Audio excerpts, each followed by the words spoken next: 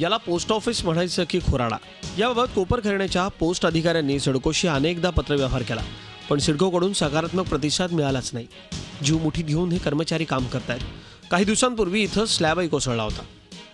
छोटा मोटा रिपेयर हम अपने लेवल पे करते थे, बट इस बार वो छोटा मोटा रिपेयर ज़्यादा काम नहीं आया, तो देयरफॉर इतना सिचुएशन प्रॉब्लमेटिक हो गया है. सो सिडको ने अभी हमें एक जगह दिया है बस डिपो के पास, तो टेम्परेरली 1 महीने तक हम वहाँ शिफ्ट करने का सोच रहे हैं. सध्या या पोस्ट ऑफिसमधलं काम वाशीच्या पोस्ट ऑफिसमधून केलं जातंय, पण त्याचा त्रास स्थानिकांना होतोय, कारण लहानसहान कामांसाठी त्यांना वाशी गाठावं लागतं. कोपरखैरण्यात पोस्ट ऑफिस सुरू करावं अशी स्थानिकांची मागणी आहे. सर, शिफ्टिंग नको करायला, कारण सगळे आता इथले रहिवासी आणि इथे जवळचं पोस्ट ऑफिस म्हणून कोपरखैरणा पोस्ट ऑफिस निवडलेलं आहे. आणि दूर जायचं म्हणजे वाशीला एवढं लांब जायचं तर शक्य नाही आहे प्रत्येक वेळेला कुठलंही काम करण्यासाठी. ठाण्याचे खासदार राजन विचारे यांनी काही दिवसांपूर्वी या कार्यालयाची पाहणी केली आणि कार्यालय तातडीनं दुसऱ्या बिल्डिंगमध्ये शिफ्ट करण्याचे आदेश दिले.